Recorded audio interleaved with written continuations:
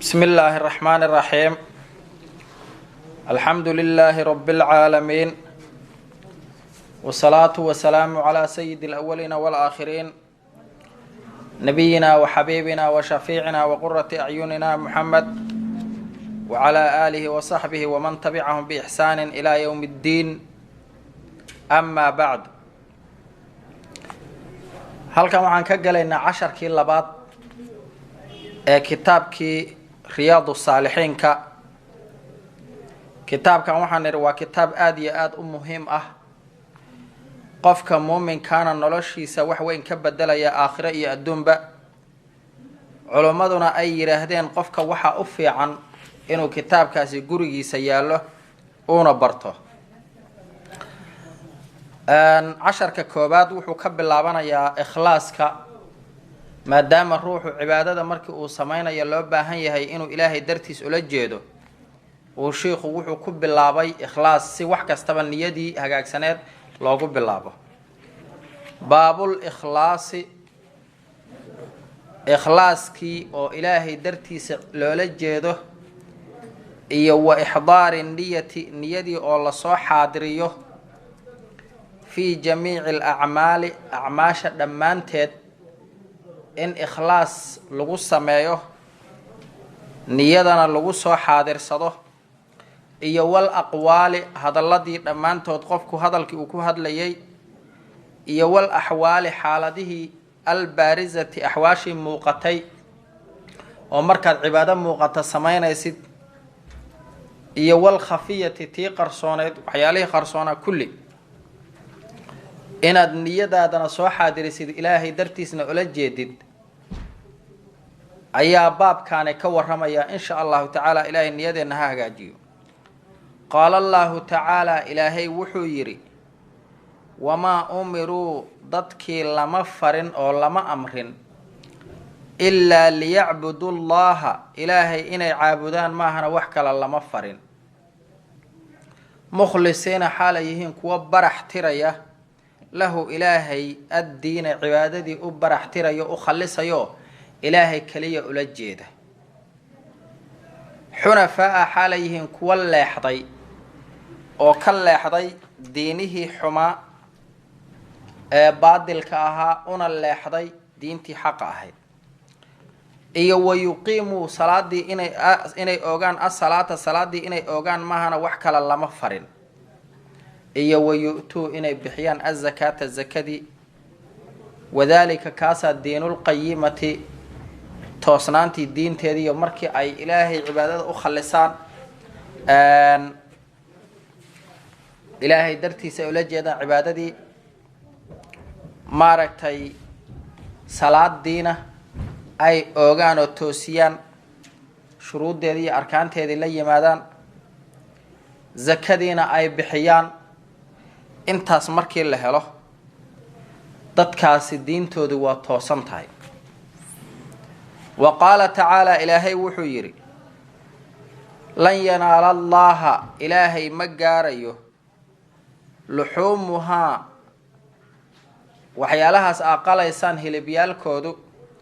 walaa dimaa'uhaa, dhiigyaalkeeduna ma gaarayaan, walaakin yanaaluhu, ilaahay waxaa gaaraya attaqwa, alla ka cabsigiyo. wixii aada samaydid haddaad ilaahay ka cabsi ula jeedid, ilaahay waa kaa hawaabinaya, oo ilayhi yascadu lkalimu ayib weeye. laakiin haddii aad wax kasta qashid, wax kasta samaydid, mar haddaan alla ka cabsi uusa jirin iyo ilaahay dartiis, wax aad ka helaysid oo lagaa ajar siinaya ma jiraan. alla ka cabsiga oo minkum xaggiina ka yimid ayaa ilaahay gaaraya, ilaahay leeyahay. macnaha waa lagaa ajar siinaya. ilaahay adiga alla ka cabsigaagu waxba uma tarayo, alla ka cabsi la-aantaaduna waxba kama dhibayso. kaliya waxa looga jeedaa haddaad alla ka cabsatida ilaahay kaa ajar siinaya. laakiin haddaa ilaahay ka cabsatid maahan macnuhu inuu ilaahay inta gaaro uu wax u tarayo. yaa cibaadii low anna awalakum wa aakhirakum wa insakum wa jinnakum kaanuu calaa atqaa qalbi rajulin minkum maa zaada dalika fii mulkii shay-a, aw kama qaal. xadiidka xadiidulqudsiga ilahi waatuu lahaa, addoommahaygow haddii kiinii hore iyo kan dambe iyo jinni iyo insi dhammaantiin haddii aad noqotiin qofka in kugu cabsida badan qalbigiisa oo kale qalbiga nabi maxamed oo kale haddaa yeelatiin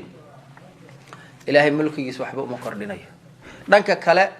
yaa cibaadii low anna awalakum wa aakhirakum wa insakum wa jinnakum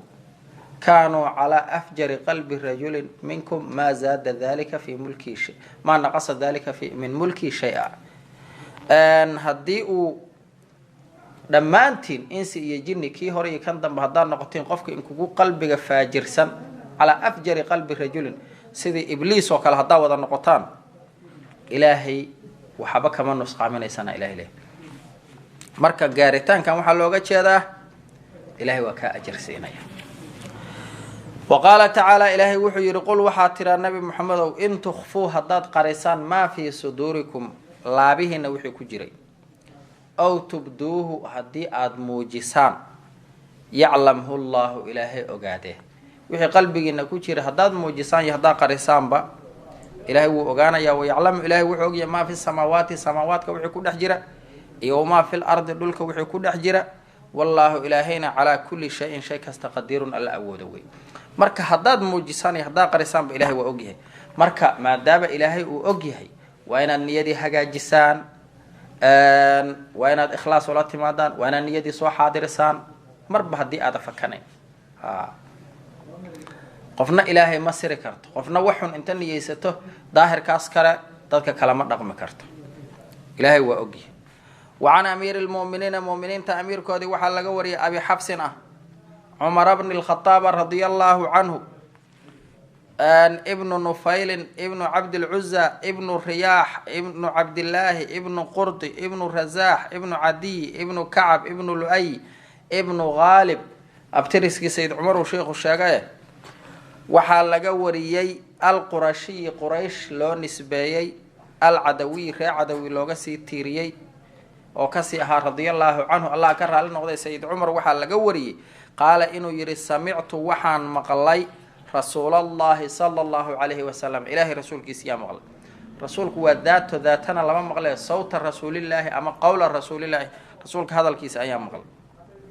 يقول أصقله يقول حال له النبي أيام مقلي إنما الأعمال إنما صحة الأعمال أعماش وحي كو أنصحدا بالنيات النيوين أعماش النيوين كو أنصحدا أعماش اللبوية عمل نيدي لأنت دا أنصحن صلاة دي صونكي زكدي حجكي ويسدي قبيسكي بوريسكي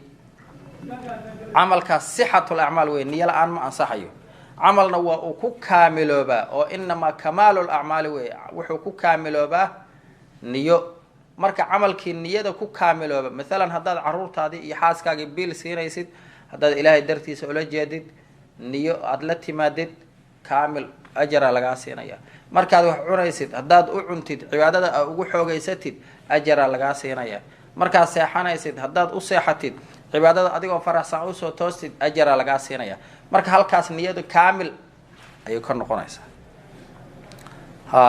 marka markii la fiiriyo acmaashi aan niyada ku xirnayna waa kamaalul a'maal acmaashi kamaalkeedi markii la fiiriyo tii kalena waxa weeye sihhatul a'maal أعماشا waxay ku ansaxdaa inteeda badan qaybtii kalena ay ku kaamil noqotaa binniyat niyooyin wa inma likulli imri'in qof kasta waxa u ahaaday oo uu helaya ma nawa thawaabu ma nawa wixii uu niyeysta ajarkooda qof kasta wuxuu helaya wixii uu niyeysta ajarkooda helaya ajarkooda ayuu helaya qof kasta wixii uu niyeysta faman kaanat hijratu qofkii hijradiisu ay tahay إلى الله إلى محل رضا الله مال إلهي كراليه قفك أهاجر مال إلهي رالي كيهي إيو ورسوله إلهي رسولك سقفك أهاجر فهجرته هجرديسو إلى الله إلى محل رضا الله إلهي مال كراليه أي أهانا يسا إيو ورسوله إلهي رسولك معناه قف كان هدو مال إلهي كراليه أهاجره هجرديس أجرك هليا هذا إلهي الله هاجريا معنو ما هنو مال إلهي اللي هاجريا ما جرت waxa laga wadaa meel ilaahay uu raali ka yahay ko rasuulka duu u haajirana oo niyadiisu inuu u soo hijroodo nabigu meeshu joogo kaleey salaatu wasalaam ay taana hijrada ajirkeedu helay waman kaanat hijratuhu qofkii haajiridiisu ay tahay lidunyaa adduunyo darteed adduunyadaasoo yusiibuhaa uu helayo aw imra'atin haweenay darteedoo yankixuhaa uu guursanayo oo waxa weeye qofkii asagoo hijradii muujinaya haddana qalbiga wax kale ku wata adduunyo aa soo heshid ama haweenay aa soo guursatid niyadiisu tahay fa hijratuhu hijradiisu ilaa maa haajara wixii uu u haajira ayay ahaatay ilahi maaga. xadiidkan waxaa la yidhahdaa sababkii uu ku yimid wuxuu ahaa nin asxaabiyaha asxaabtii la hijrooday asagoo gabar inta la hadlay gabadhii ay tiri haddaadan madiina imaanku guursan mahayo markaas ayuu gabadhii asagoo doonayuu wax ka hijrooday maadaama gabadhii asagoo doonaya wax ka hijrooday daahirkana inuu muhaajir caadiyahoo hijradii caadigaa doonayo ayuu muujiyey. ilaahay marka si aysan niyadu uga xumaan asxaabta ayuu u caddeeyey oo rasuulka waxyi loogu sheegay markaasaa la yidhi saas hawshu ma ahan qofkii niyada wax kale ay ugu qarsoon yihiin waxba ma helayo waa in cibaado sare haddaad muujisid aadan qalbiga wax hoose ku hayn marka waxaa la rabaa wax kasta oo aad qabanaysid ee sareeya in niyaduna ay waxaas ama kasii sareeya ay tahay ee aadan ayse hoos ayse usoo dhicin. maalan haddaa waxbarasho ku jirtid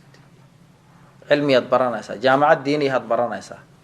ha isdhihin shahaado aada heshid kaliya ee diinta baro shahaadadii adigaa gaaraysid diinta baro shahaadadii adiga ayaa gaaraysid wax kastaba niyadda meesha fiican gee wixii kale waa kuusoo xasilayaan. laakiin haddii ujeedkaagu u yahay aada shahaado heshid ajarkii diinta barashadeeda ma helaysid. marka wax kasta qofku niyada meeshu uu dhigo ayay tegaysaa wuxuu uu niyeystuuna leeyahay marka daahirkii adigoo wax fiican qabanaya haddii niyadaadu meel hoose kaa noqoto waxba ma lihid taasaa nala kaga digayaa. marka haweenayda iyadoo adduunyadii ka mida waxaa gooni loogu sheegay xadiidka sababkii uu ku yimid ayaa ahaa haweeney. midda kale waxaa la yidhaahdaa haweenayda markii la eego siday fidnadeedu khatar u tahay ragga haddii loo eego ayaa halis badan oo adduunyada kasii halis badan siday ragga u fidnay karaan markaasaa si gooniya loo sii sheego nabigu waatuu yidhi calayhi salaatu wasalaam maa taraktu bacdii fitnatan adara cala arijaali min annisaa aniga gadaalkayga kamaana tegin fidno ragga uga daran dumarka. shaydaankuna wuxuu yidhaahdaa la yidhi sahmiga ama leebka haddii aan rido aanan la gafayn waa dumarka. waxaa kaloo la yidhaahdaa shaydaanku qofka uu ka quusto wuxuu uga yimaadaa dhinaca dumarku kasoo gala. marka sidaasaa loo soo sooca iyadoo adduunyadii ka mid a sidaasaa gooni loogu soo soocay haweenayda. muttafaqun calaa sixati xadiidkan saxiixnimadkiisa waa la isku waafaqay bukhaari iyo muslim waa isku waafaqay. rawaahu xadiidkan waxaa wariyey imaam almuxadithiina muxadithiinta labadoodii imaam ayaa wariyey.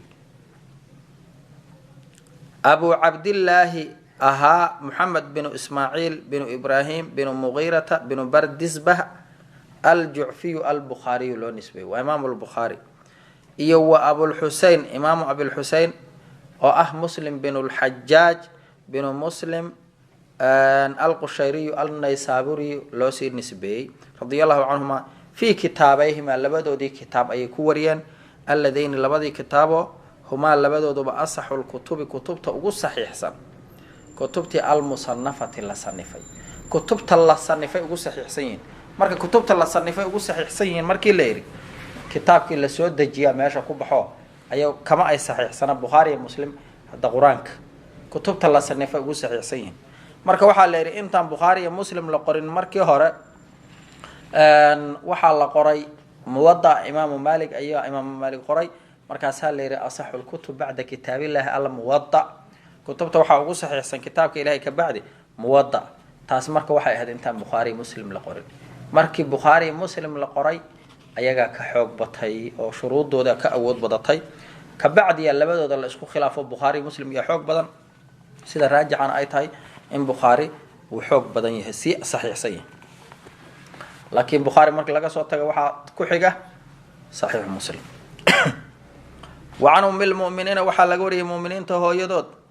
ummi cabdillaahi cabdillaahi hooyadiis ahayd caaishata allaha ka raali noqdo radiallahu canha allah ka raali noqdo caaisho oo muuminiinta hooyadood aheyd cabdullaahina hooyo u aheyd caaisha hadda caruur ma dhalina cabdullaahigan waxaa laga wadaa wiilkii habaryarta ay u aheyd ee asma binti zubayr ay dhashay asma binti abibakrin ay dhashay ee cabdullaahi binu zubayr ayaa hooyo loogu magacaabay maxaa yeele habaryartu booska hooyo joogtaa allah ka raali noqda qaalad waxay tihi qaala rasuulullaahi sala allahu calayhi wasalam ilaahi rasuulkiisa wuxuu yidhi yaqzuu waxaa duuli doona jeyshun ciidan alkacbata kacbada ayay kusoo duuli doonaan fa idaa kaanuu markii ay ahaadaan bibaydaa-a meel bannaan ah oo min al ardi dhulka ka mida markay soo gaaraan ayaa yukhsafu lala goy doonaa biawalihim kuwii ugu horreeyay iyo aakhirihim kuwa ugu dambeeyay dhulkaa lala jari doona qaalad caaisha waxay tihi qultu waxaan idhi yaa rasuula allah ilaahay rasuulkiisiiow kayfa sideeba yukhsafu loola goynayaa biawalihim kooda hore iyo wa aakhirihim kooda dambaba sidee loola goynayaa wa fiihim walxaal fiihim dhexdooda uu yahay aswaaquhum suuqyaalkoodii iyo waman dad laysa minhum ayaga aan ka mid ahayn ayadoo suuqyaalkii iyo dad ayaga aan ka mid ahayn la socdaan sidee dhulka loola jaraya suuqoodii oo ku dhex jira oo aan ciidan duulaan ahayn dad ayaa meeshaas la goynayo kaloo ku jira oo aan ciidan duulaan ahayn qaala nabigu wuxuu yidhi yukhsafu waa lala goy doonaa biawalihim kooda hore iyo wa aakhirihim dhammaadkoodaba dhulkaa lala jarayaa uma intaa kabacdina yubcahuuna waa lasoo bixi doonaa calaa niyaatihim niyooyinkooda lagu soo bixi doonaa qofkii niyo fiican meeshaas ku joogay oo ciidankaas duulaanka oo kacbada u socda aan ka mid ahayn hadhow maalinka qiyaama niyadiisuu lasoo baxayaa qofkii ciidanka duulaanka ku jiro niyad axmed ku jirana niyadiisuu lasoo baxayaa marka niyadda aana hadda ka waramayna ma ogta niyadaasaa qofka hadhow xukumaysa muttafaqun caleyhi xadiidkan bukhaari iyo muslim ayaa isku raacay hada kan lafdu lbukhaariy bukhaari lafdigiisi way qora siduu bukhaari u qoray sidaan ahayd wacan caaishata waxaa laga wariyay radia allahu canha ilaahay ka raali noqday qaalad waxay tihi qaala nabiyu sala allahu calayhi wasalam ilaahay nabigiisu wuxuu yidhi laa hijrata hijra ma ahaanin oo maka laga haajiro oo loo haajiro madiina bacda alfatxi fatxu maka ka bacdi markii maka la furtay ka bacdi hijro ma baaqi noqon maka inta laga haajiro madiino loo haajiro walaakin jihaadun jihaad ayaa baaqi noqday iyo waniyatu niyo oo la jihaado markaas jihaadkii xaqa ahaa ee shuruuddiisa watay oo dadkii ahlu xaqa ahaa ay hogaaminayeen ee aan ahayn kan maantay lagu jihaadayo ama la baabi'inayo dadkii muslimiinta ahaa dhexdoodii dabka laga shidayo loona gacan gelinayo dowlado cadowa waidaas tunfirtum haddii la inka bixitaan dalbo marka maadaama jihaad u haray haddii la idin yidhaahdo soo baxo jihaadka aada fanfiruu baxa haddii jihaad shuruuddiisii la helay u yimaado ee soo baxa la idin yihahdo baxa muttafaqun caleyh sidaasuu leeyahy nabigu caleyhi salaatu wasalaam wa macnaahu xadiidka macnihiisu laa hijrata haajirid min makata maka laga haajiraahay ma baaqi noqon liannaha mako saarad waxay noqotay daara islaamin guri islaamay noqotay magaalo islaamay noqotay wacan abi cabdillaahi waxaa laga wariyey jaabir bni cabdillaahi alansaariyi radia allahu canhumaa asagii abiis allah ka raali noqdee qaala wuxuu yidhi jaabir kunaa waxaan ahayn maca nabiyi sala allahu calayhi wasalam nabiga micigiisa ahayn fii ghazaatin duulitaan dhexdiis fa qaala wuxuu yidhi nabigu calayhi salaatu wasalaam ina bilmadiinati madiina dhexdeeda waxaa ahaaday la rijaalan rag ayaan madiine uga soo tagnay rijaashaasoo maasirtum aadnan socon masiiran meel la socdo walaa qadactum aadnana goyn waadiyan tog ilaa haddii aada samaydeenba intaas kaanuu waxay ahaayeen macakum micigiina oo niyada in kala jiraan xabasahum waxaa reebay almaradu xanuun raggaasi niyad fiican ayay haysteen inay idin soo raacaan oo jihaadka idinla soo galaan ayay diyaar u ahaayeen laakiin waxaa reebay xanuun ayaa reeba u yiri nabigu alayhi salaatu wasalaam marka niyadoodiiyaa fiicneed diyaaray u ahayn niyadoodii ixdaaru niya qofku haddii uu khayrka inuu sameeyo diyaar u yahay laakiin duruufi ka reebto ajarkii waa uu helayaa maxaa yeele waxaa noo imaan doona xadiid uu nabigu dhihi doona calayhi salaatu wasalaam adduunyada 4 nina iska leh nin waxa weeye hantiilo ah oo baadil ku bixiya hantidiisii kaas dembigeeduu leeyahay iyo nin faqiira oon waxba haysan laakiin niyeysan hadduu hantiilo inuu noqdo inuu sida hebel oo kale u tasarrufo baadil ku bixiyo dembigii u helaya iyo nin hantiilo ahoo hodana oo khayr ku bixiyo ajar uu leeyahay iyo nin faqiira oo niyeysan hadduu hodan noqdo wax helo sida hebel oo khayrka uu ku sameeyo inuu ku sameeyo ajarkii u helaya marka niyada u fiirso wa fii riwaayatin ilaa haddii aada goydeen waddo ama waadi marteen basharakuukum waa idinla wadaageen fil ajri ajarkii idinla wadaageen oo niyadaas fiican ayay ajarka in kula wadaagayaan rawaahu muslimun xadiidkaas imaam muslim ayaa wariyey niyadaas u fiirso ayagoo madiino jooga asxaabtii jihaadka ku jiray ayuu nabigu leeyahy calayhi salaatu wasalaam raggaas waa idinla socdaan meel kastood la rogmataan waa idinla socdaan ajarkina waa idinla leeyahay niyada awgeed ورواه البخاري إمام البخاري نوحو وري عن أنس رضي الله عنه كوري قال أنس إنه يري رجعنا وان صلى الله بني من غزوة تبوك دقال كي تبوك أيان كسؤال الله بني مع النبي صلى الله عليه وسلم النبي جمعي سانا صلى الله بني فقال النبي وحو يري إن أقوام من ضد أيا خلفنا أقوام تاسو خلفنا قدال كان هذا بالمدينة مدينة قدال كان كو هذا مقالة مدينة أوغا صوت تغني ما سلكنا ما أنن قادين شعبا قل يملابا ولا وادينا ما أنن قادين إلا هدي أي دعضيبا وهم أيقوا معنا معيقنا أي أحد وأنا لجيران حقاس نيدي نقل جيران أجر كانوا أنا لليين حبسهم بحر هيبي العذر عذر ولينا أبو عليه الصلاة والسلام مركا نيدا في عن waxay ku geynaysaa meel sare adigoo sariirtaadii jooga ee niyo fiican haysta ayaa waxaa laga yaabaa inaad meel sare dad jooga la ajarsinaatid waxaa laga yaabaa adigoo caaw dhan taagan oo cibaado ku jira in qof sariirtiisa joogaahi uu ka ajar bato waxaa laga yaabaa niyada cibaadadaada in niyadeedii ay yareed ikhlaaskaaga uu yaraa laakiin qofkan sariirta jooga duruufo ay haysay ee uu niyeysan yahay haddii uu heli lahaa awood inuu waxaasoo khayra samay lahaa وعن أبي يزيد وحال لقوري معنى بن يزيد بن الأخنس رضي الله عنهم السجع أبيزي أوجي صدح طبعا الله كره لنا قد أصحابه هين وهو معنى يو أبوه أبيسو يزيد يو جده أوجي سو أخنس صحابيون أصحابه يصدح دودو قال وحو يري معنى بن يزيد كان أبي أبه أيا وحوها أو يزيد أخرج إنه بحي دنانير ديناريال عقو بحيي دنانير تاسو يتصدق بها أو صدقي سنة وقلت تلقى إنه صدقي أيو بحيي فوضع وأولي هذا دنانيرتي عند الرجل نين أكتي سولك في المسجد مسجد كالحديث نين أولي وحيري العقتان إي صدقه فجئت وان إبدو يري فأخذتها وان قاطة وحير أبه waa sadaqaysta Soomaan hadda niyow aniga u baahana keen qofkii baahana ku baxaysa abahay waa ka baxday waana sadaqaystay ajarkiina waa leeyahay aniguna hadda waa u baahana keen faataytu waan imudu yiri hu aabe bihadana nirti olaamid lacagti aabe olaamid ana wata faqala wuxuu yiri aabe wallahi ilaahay aan ku dhaartay ma iyaaka aratu adiga kuulama jeedino adiga kuma wadin waxaan waa sadaqays adiguna caruurkaygiya tahay waxa weey dadkaas kale masaakiinta ahaan rabay inaan siiyo maahane macnaa wuxuu siire ilmahaaga kuma baxayso tan sadaqad ugu tala gashay wixii kale oo qoondayso waa sidee tan sadaqaha ku noqoto ilmahana kuma baxayso ayuu ku fakar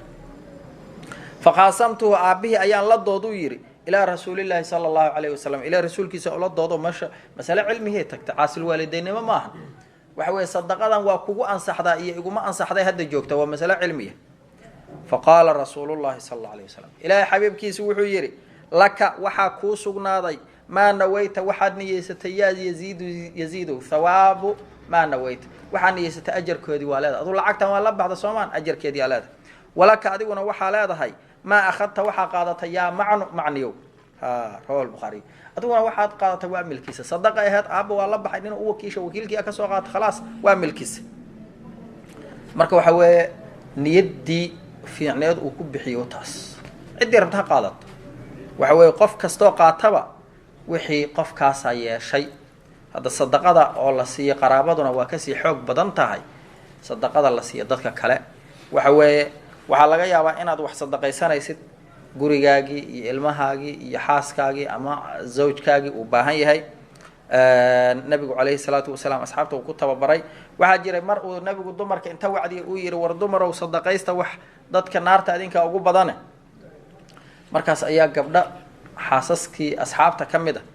waxaa ka mid ahaa gabadhii zaynabo la dhihi jiro cabdullahi binu mascuud uu qabay ayaa inta u timid ninkeedii cabdullahi binu mascuud oo khaadimkii rasuulka ah ay waxay ku tiri warniyo rasuulku saasuu yidhi waxaana rabaa dhagadhagahaygii iyo waxyaalahan aan isku qurxiyo oo xirto inaan sadaqaysto. hadda adig iyo caruurtaaduna waa baahan tihiin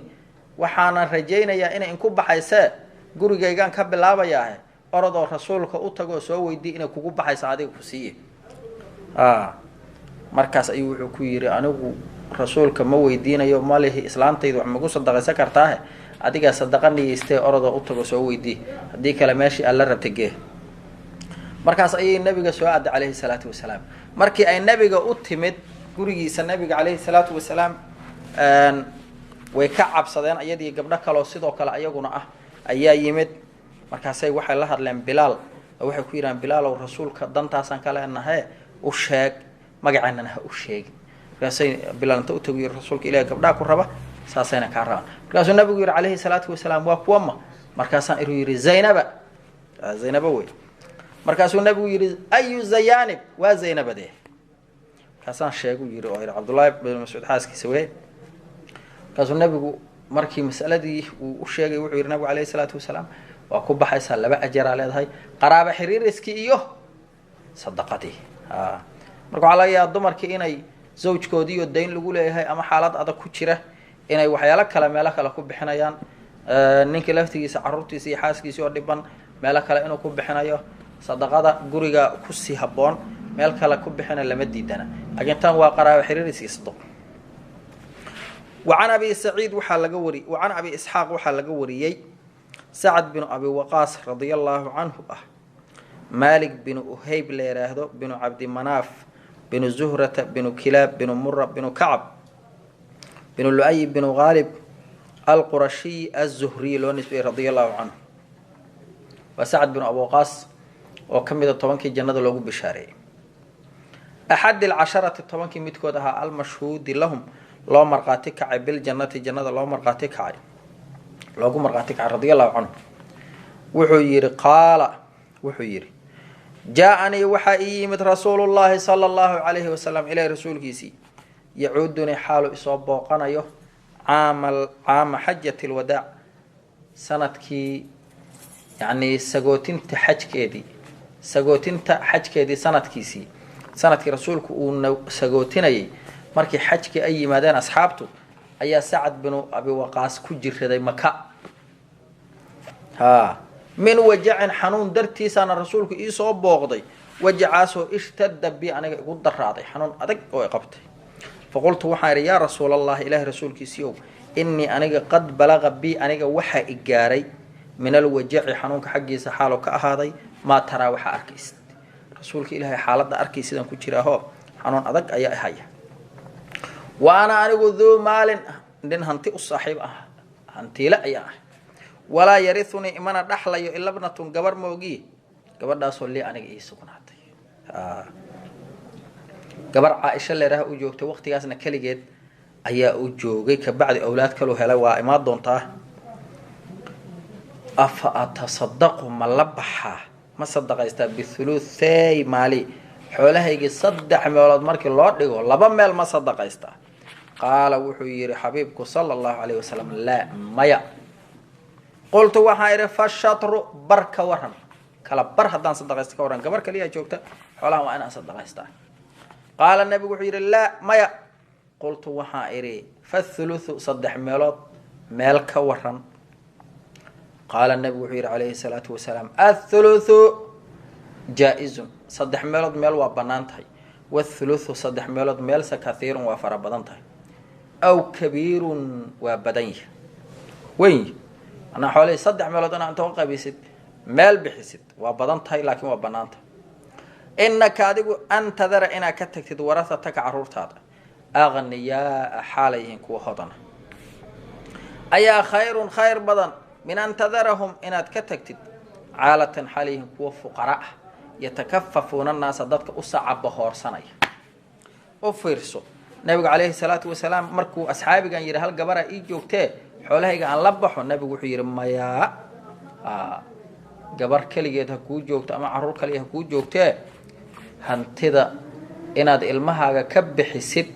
ee ayagoo fuqara aha meesha uga tagtid lama ogola. mar haddaad dhimatidna waxaa kaloo soomaalida dadka yidhaahaan hebel dhaxalkayga waa ka xarimay iyo marba haddaad dhimatid oo naftu kaa baxday horta milkigiiba waa guurayba. milkigaana wuxuu u guuray dadkaa noola warasada ah. adigu waxna ma xarimi kartid waxna ma diidi kartid. midda kale qofku inuu xoolaha bixiyo asagoo isla warasada hoojina waa dembi xaaraam wey. midda kale nabigu calayhi salaatu wasalaam u fiirsa suu gabdhaha u ilaaliyo ma dhihin goor gabara kuu joogtay waxa weeye xoolahan bixiyo hadda ka faa'iidayso ma yiri nabigu calayhi salaatu wasalaam. xoolahan wax yaraad bixi kartaa inta kale warasada ama keligeed ha ahaato ama wax kale ha yimaadeen ayagoo fuqara ah inaad ka tagtid oo dadka u sacab hoorsanaya ma fiicna.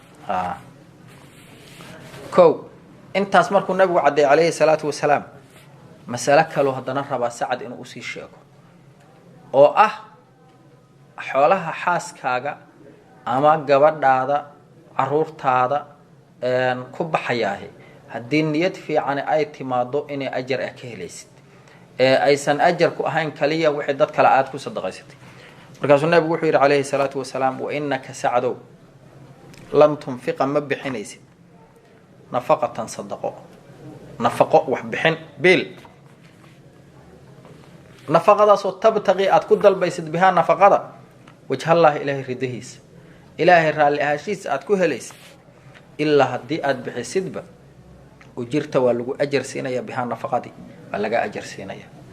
xataa maa kii ayaa lagaa ajar siinayaa tajcalu aad yeelaysid fii fimra'atika haweenaydaada afkeeda dhexdiisa aad yeelaysid. marka xataa wixii xaaskaaga aad siinaysid waa lagaa ajar siinaya kow niyad haddii la helo. halkaas waxaa kaloo nooga muuqda calayhi salaatu wasalaam uu noo caddaynayaa jacaylka masale ku saabsanoo haddii ninka iyo xaaskiisa ay afka wax isu gelgeliyaan ayana meesha waxa weeye in iyadana muhiim tahay oo dadka ay qalbigooda iyo ay isu soo dhaweynayso laftigooda. haddana haddii aysan dadka macalan dhaqan aysan ulahayn oo ku kala xeshoodaanna ayana masale diiniho laga tegay maaha. waxa weeye dhanka kalena waa macnaha masale diiniyana dhihin waxa weeye wax waajibaho laga tegay ma aha. wax waajibo laga tegay maaha laakiin waxa weeye waa wax oon shareecada islaamka kusoo aroor nabigu calayhi salaatu wasalaam. marka macnayaal badan ay ixtimaasha afka waxa u gelinaysid ajaraad ka helaysaa haddii aad niyeysatid ama maaragtay wixii aad siinaysay waxa ay cunayso biilka aad u siiday ajara ka helaysaa. marka hadda meeshan shareecadu mas-uuliyadda waxay saartay shareecada islaamku ragga ayay saartay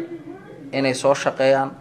gabdhahana ay u noolaadaan sidii boqoradii oo la biilo oo loo soo shaqeeyo. marka hadda reer galbeedkuna waxay yidhaahdaan islaamku waxa weeye gabdhaha xuquuqdoodu ku tunta ayaguna ayagaa hadda ku tunto waxa weeye shaqaystoo dhididood labadoodii oo wada socda ninkii naagtee laga yaabaa inuu qof kasta heshaahiisa gooni iskaga dhiibo waxaaga soo xoogso. rag annagana diinteenna waxaa le ragga dumarka ha u soo xamaaleen laakiin gabdhihiina taas waxa weeye waxay u fahmeen in oo maaragtay guriga lagu daciifsanaya iyo dhibkii hadda way arkeen waa soo taabteen dhibku way soo taabteen. waxa weeye boqorro ahaadaa la yidhi boqorro ha la idin soo shaqeeyo wax kasta ha la idin siiyo. ninaa waxaa la yidhi nin muslimu xoogaa su-aal adag weydiiyey marka dadka waa kala maskax badan yihiin. ninaa wuxuu yidhi yaa la yidhi waay gabdhaha muslimiinta ah aan loo salaami karin oo ragga ajnabiga ahi aysan u salaami karin. marka wuxuu ninkii muslimka aha ku yidhi gabdhaha boqoraddu yidhi boqoradda dadka dhan ma salaami karaan mayuu yidhi yaa salaami kara dad yar oo gaaraha salaami karu yidhi dad yar oo gaara ayaa salaami kara. marka wuxuu yiri gabdhaha muslimiintu waa sidaas oo kale boqorro wada weeyo jirkoodu ma ahan badeeca iska taala meel oo waxa weey qof kasta uu taaba karo dad yar oo gaara bis qaraabadeedii iyo dadkii ilaa u xalaalay bis loo ogol yahay ma sha Allah nin maskax fiican ah qaala wuxuu yiri Sacad markii uu nabigu yiri waxa weey arintaas waxa bixidid ilaahay ajaru ka siinaya diniyad fiican la xiriirto faqultu waxa yiri ya rasuul Allah ilaahay rasuulkiisiyo أخلف ميال إيجا تجيا ومكم يال إيجا تجيا بعد أصحابي بعد انصراف أصحابي أصحابتي دو مركا لابتان كبعد ووعوي أصحابتي مكة أنت كهاجرت المدينة أهاجرتي مركا مكة ماذا مهاجرين لرا أصحابتاس مرة هضي مكة ماذا لما أقولين إن إسكسي جوغان مكة هضي دن توضلكو أفصدان markuu xuleeyay Sacad raggeygii oo muhaajiriinta ah markii ay laabteen ka bacdi miyaa la iiga tagayaa aniga meeshaan muhaajiriinta markay laabteen marka wuxuu kala ka baqayaa inuu Makka ku dhinto oo muhaajirnimadkii uu meeshaas ku waayay magaci aha nabigu markuu wuxuu u sheegay kaleey salaatu wasalaam Sacad inuu saxada dhimanayn ilaa nabigu waxay ku hadlayaan in Sacad ummad badan uu anfici doono إسلام بدن وحرية دونه ودمرنا أسقو هجامية وفرد دونه ضدنا وهاس وديك دونه ضد كاس قال هذا وقت كاس كسور جيدا مركز قال وحير نبيجو إنك أديك ساعدوا لن تخلف اللجمة دب مرينايو ولا جامت تجايو أو فتعمل عمل فشيت عمل كاسو تبتغي أذكر هذين يسد بها عملك وجه الله إلهي رالي هشيس إلا هدي أي دعوة السداس إزدت واحد قرر سنة يسبيه بسبب عمل كسب كيس درجة يورفعة كرها شو كرن قنايس ولعلك وحنا دع كرتبة أدو هذا حكى بقى أنا ماشان كل ما تدي وحقيقته للنبي عليه الصلاة والسلام وحي النبي قال لي أن تخلف إن لجود لجوب اللجوء كذي عمر جاجوبات يعرضه حتى ينتفع إلى أكو انتفاع صدام بك هذه أقوام ضد أو يضر الله بك بسببك هذه سبب آخرون وكلام ضد أكو انتفاع صدام ضد نوى أكو لبتوضنا ساعة تدوح ونقضي كبعد هو جامع إسلام كون نقضي انتاسو بلد حري وحوي كو كلام أكو لبتونا يعني كو وكقفت أحرده مركز سيدنا سعد وحا كمدها تلمامه وحو أها أرتا 10 المبشرين بالجنة طبعاً كي الجنة اللوجو بشارعي متكمل أيوها وحو أها يا ليرا سعد أول من رمى سهما في سبيل الله قفكي أجوه الري خدي فلار إلهي درتس أخدي أو إسلامك كود دفاعي أسقعها مد الله وضوحها وأول من أراق الدم في سبيل الله قفك ليك داديو إله درتس داديو مسلمين تأسود دفاعي بيعة العقبة مركي مسلم نبي أصحابتي أي كشريا ماشي عقبة ضاهد أي قلق قال صور ورر مركاسو لفجل انتقعتوا نين قال كلفتوا ليك دادي ليك ودادينا هذا ليك ودادين تيسمودان وهايو إسلام كسو ورري ما هين قلادان هذا ليك إسلام كخليه دادينا إسا ما هين qoladan dhiiga islaamka kaliya daadinaysa ma ahayn waayahay taas mid u aha oo qofkii leebrido ugu horeeyay qofkii dhiig daadiya asoo islaam ku dafaacayna asoo ugu horeeyay wuxuu kala ahaa wuxuu sheegay Sacad wuxuu ahaa waqtigii Sayyid Umar waati uu madax uga dhigay Kuufa magaalada Kuufa markuu madax uga dhigay reer Kuufa waa kuwii soo dacwooday oo Sacad kasoo dacwoodeen markii ay kasoo dacwoodeenna hadda madaxweynaha islaamka waxa waajib ku ah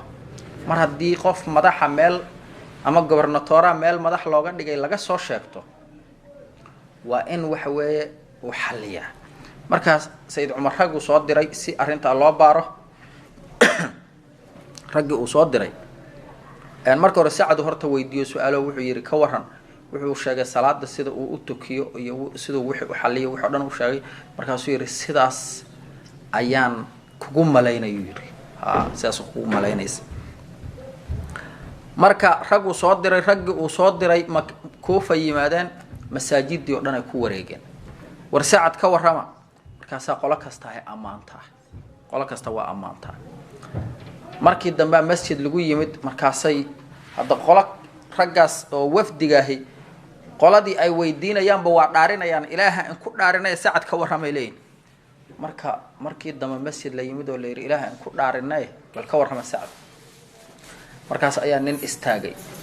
nin istustus iyo balaayo wadato ayaa istaagay markaas wuxuu yidhi haddaa ilaahay nagu dhaarisaan sacdaan in kaga warramaya huu yidhi sacad wuxuu yidhi laa yakhruju bisariya walaa yaqsimu bisawiya walaa yacdilu fi lqadiya wuxuu yidhi sacad markii ilaalada iyo ciidamada ay baxayaan wuxuu yidhi ma raaco markaas muxuu leeyahay waa fulay uu leeyahay fulay ciidamada ilaalada ma raaco ko waa fulay haye markuu wax qaybiyana qaybtaas cadaalad darru ku sameeya huu yidhi oo dadka uma sino oo adduunyad waa nin adduunyo jecel ko markuu qaadi noqdo maxkamadda joogana cadaalad wax kuma xukumo marka mid diintiisii wax ka sheegay oo waxa weeye cadaalad darro inuu maxkamadda wax ku xukumo midna wuxuu wax ka sheegay adduunyadiisii oo inuu cadaalad darro wax ku qaybiyo xoolo jecel yahay midna naftiisii oo wax ka sheegay oo waxa weeye inuu fulay yahay sacad marka waa uu habaaray ninkii saddex maadoo laga sheegay saddexdii bedelkeedu ku habaaray markaasa waxaa la yidhi sacad habaarkii xataa cadaaladii kama tegin saddex munaasabo diintiisii iyo adduunyadiisii iyo naftiisa taabanaysu yidhi wuxuu yidhi ilaahay oo addoonkaagaan hadduu been sheegayo oo qaama riyaa-an wa sumcatan istustus iyo hal lagu maqla hadduu u istaagay ilaahay oo wuxuu yidhi cumrigiisa dheeree kow ilaahay oo faqri ku tuur ilaahay oo fitno ku tuur cumrigiisa ilaahu dheeree naftiisa u laabanaysaa ilaahu faqri ku tuurna adduunyadiisa u laabanaysaa ilaahu fitno ku ridna diintiisa u laabanaysaa ninkii waa duqoobay cumrigiisa inta dheeraaday waxaa la yidhi magaalada Kuufa raggii sheegaya waxay sheegeen inuu xataa sunniyihiisaas ay inta soo dhacaan ay dhax qariyeen da'da intuu weyn ka gaaray kow cumrigiisa waa dheeraaday faqrina xaaladda ugu xumeed ku dhacday waxaa soo haray fidnadiiya ilaahay inta ku tuuray waxaa la yidhi gabdhihii magaalada Kuufa maray waxaa la yidhi kusoo boodaa jirkooda saa u tuujinaya tu arkaba uu isku duubaya marka waxa weeye markaas wuxuu dhihi jiraa la yidhi ana shaykhun asaabatni dacwatu sacad ana waxaa nin waayeela oo habaarkii sacad ku habsaday sacad bin abu qaas marka waxa weeye lagama habaarsado dadka ahlulaahiga ah qofku waxa weeye hadduu ka habaarsado ahlulaahiga xataa asaga iska dhaafay ilmihiisa u gudubtaa sideedaba ummad lagama habaarsadaba ixsaan iyo khayr la raadsaa maahan ilmahaaga waalid loogama habaar loogama raadsi oo macallin habaar loogama raadsi oo dadkaas muuminiinta habaar loogama raadi marka sacad asagoo arrintaas ka warramayo uu wuxuu dhihi jiray anigu waxaan ahaayu yidhi ninkii ugu horreeyo ilaahay dartiis leeb u rida waxaan ahaayu yidhi ninkii ugu horreeyo dhiig ilaahay dartiisa u daadiya waxaana gartaa huu yidhi anigoo rasuulka raacay oo 10 nin aan nahay anigu aan tobneeyo yidhi oo wuxuu yidhi rasuulka iyo annagu aan diin faafin u soconno oo aan gaajo u baabaanay ee aan geedaha caleentooda daaqno yidhi xataa taqaraxad ashdaaquna ilaa daamankeenii boogoobeen oo wuxuu yidhi aan saxaradeenna ay noqoto yidhi sida xoolaha digadooda oo kale dhibkaasaan diinta usoo marnay yidhi markaasaa reeb hebel oo ninkii cidduu kasoo jeeday ayaa maanta diinteeda ceebaynayo yidhi alla waa hoogayo yidhi sacad waqtigaasba mar haddaan soo gaarayo yidhi oo dadka noocaas aan la kulmay waa hoogayo yidhi oo fiirso marka waxa weeye mar kastaba oon dadka ahludiinka cadowgooda iyo dhibkooda waa u badanayaa cadow badan ay yeelanayaan ahludiinku mar kasta cadow badan ay yeelanayaan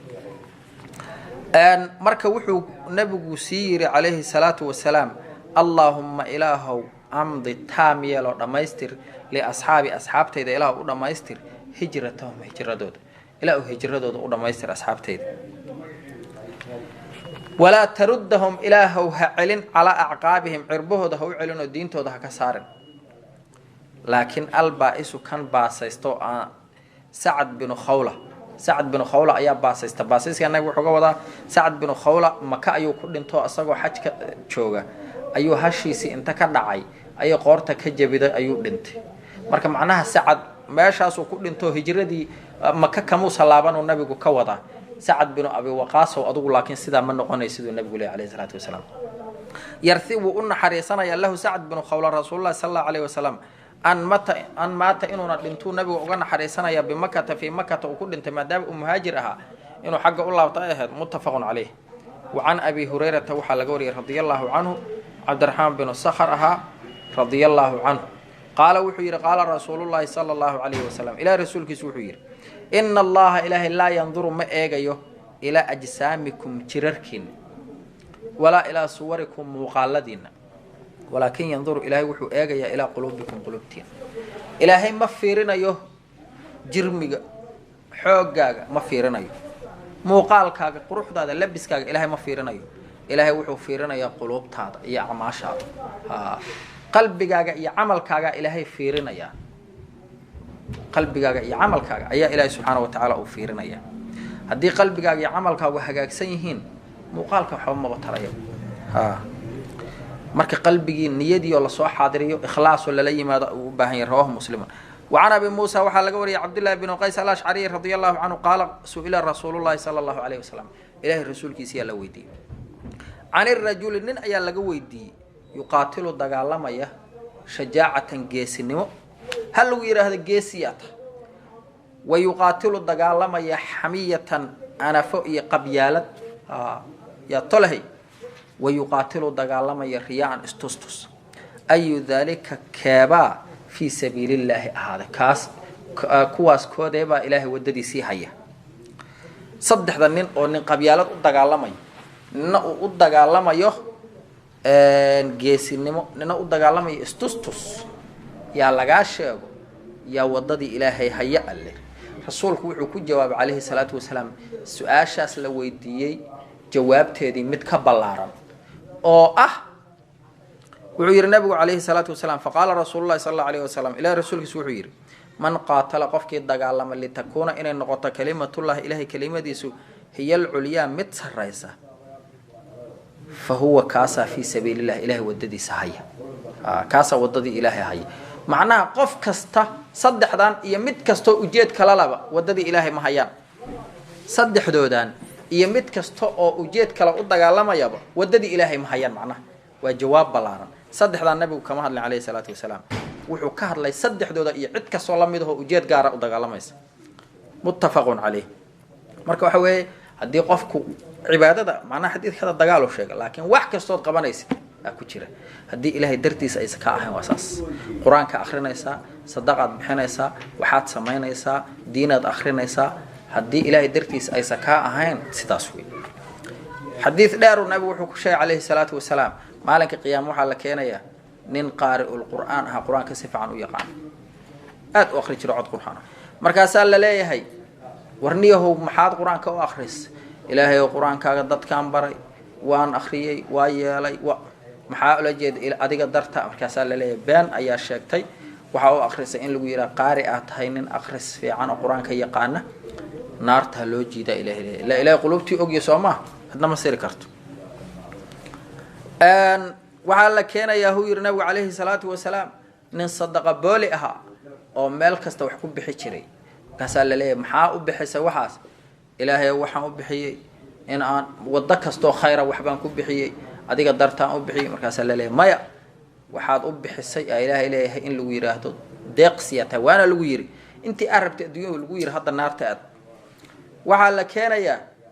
نين ماركتي جهاد انتقلي intaas oo dhiiga daadiyay markaas la leeyahay markaas uu leeyahay ilaahay waxa uu jihaad adiga darta jihaadkaasan gala saas iyo saas markaas ilaahay leeyahay maya geesiyad hal lagu yiraahdo uu jihaad aad naarta loo jiidaya waxa imaanaya nin caalim ah oo wacdi jiray oo qatar ah markaas la leeyahay maxaa uu la jeeday markaas uu leeyahay ilaahay cilmigan dadka u sheegi jiray saasan yeelay saasan aha waxa way adiga darta maya la leeyahay عالمات إن لو يراها نار تلوجي كل قف كستو مركا وحان خير كا انت كو جنب بدن مقعود أديك سدا dan kala wata sidaas ku dhacays ilaahna toosiyo maanta dadtan maba cadadaba qabyaalada iyadu waxa way qabyaaladu iska cadahay istustusku waa badan yahay geesinimadka laakiin waxa ka daran waxa soo dhan magaci diinta hadda islaamka lagu dhameeyay magaci diinta hadda maaragtay dhiigisa ugu hooraya war ayaa la wala diintan iyo anaga waranoo kale yaa ilaahu khaatumada naga dil Allahu akbar islaamkii nabi muhammad alayhi salatu wasalaam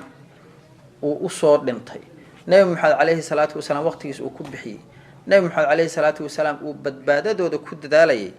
ayaa la marinaya oo la dhamaynaya oo magaca islaamkana lagu dhamaynaya maalinka qiyaamo cid kale la doodi mayso dadkaas nabi muhammad alayhi salatu wasalaam sababtoo nabi muhammad ay masabidanayaan nabi muhammad muuqaalkan xun nabaray way macnaheedu waxay leeyihiin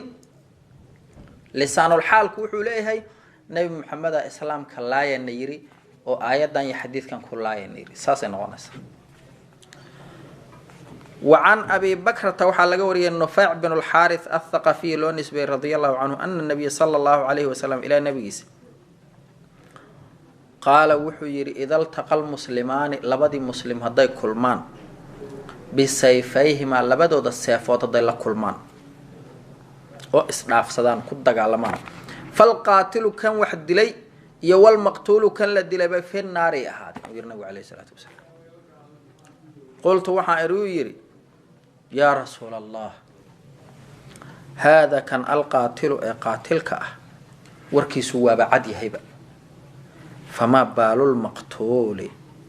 كي لدليه حالكي سمحويه وكان قاتلك فأمره واضح وحبوب الدلي كان لدلي محار رسولك إلهيو نارت أخوقال قال النبي وحيري إنه كاس لدلي كان وحوها حريصا مد داليه على قتل صاحبك إنه دله وكود داليه والله إنه الدجال أنت إسلاق عليه مدل الدلي لما إنه الدجال أنت إسلاق عليه مدل الدلي أيها سيدان كذا عايز لكن دي قف كلام مسكين عاد دشيت معناه إذا ما هن إنه نار تقول عليه لما الدجال أنت إسلاق عليه أو نكسته كان كلا إنه دل الدونة يلا جلا خرمري وي أصحابي كان مركا حديث كان وري مركي الدجال دي أصحاب تدح مرين سيد علي سيد معاوية كما أوسى قيب قالنا حديث كان وأنت كل جاي أوسى كقيب قال متفق عليه أدى أصحاب رسولك أيوة كل جود قاتلهم ومقتولهم بالجنة ومدك لو حديث أصحابي جوريني حديثك لن يفلح قوم ولو أمرهم امرأة وحا ملي بانان ضد أو تلادو دو ديبتي هويني أو مدحوينة كدكتي مركا وحو يري مركي أو dagaaladii ay dhex mareen asxaabta wuxuu sheegay mar oo sayida muawiya qolo ay sayida aisha ay qolo hogaamiye ka dhigteen